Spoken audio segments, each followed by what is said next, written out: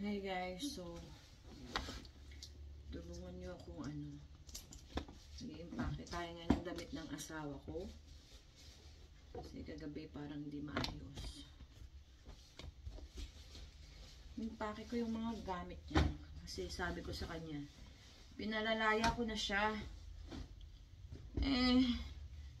pagod na ako sa kanya hindi ko na talaga kaya yung ugali niya.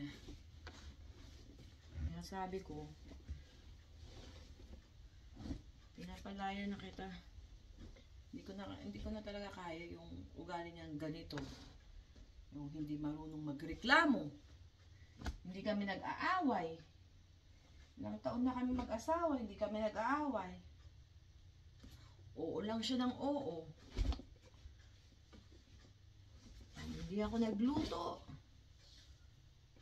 Oo lang siya ng oo. Sige, bili ka na lang ng pagkain. Pag hindi naman ako naglinis, okay lang sa kanya. Siya ang naglilinis. Ano na lang kwenta kong asawa, di ba? Nagigets niyo yung point ko. So, bakit pa siya nag-asawa kung wala din naman ako palang gagawin sa bahay? Yung ganun. Ayoko ng ganun.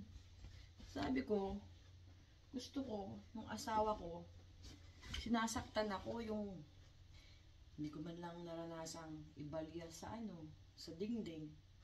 Tapos sasakalin ka dito. Di ba parang ganun?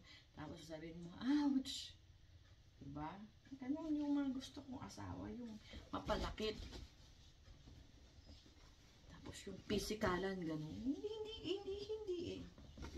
Ang hirap niya maging asawa, hindi ko siya ma-explain kung ano ba talagang gusto niya. Pag hindi ako nagtrabaho, wala siyang pakialam. Diba? Pag nakahilata lang ako sa bahay, okay lang sa kanya. Diba? Kaya sabi ko, lumaya ka na.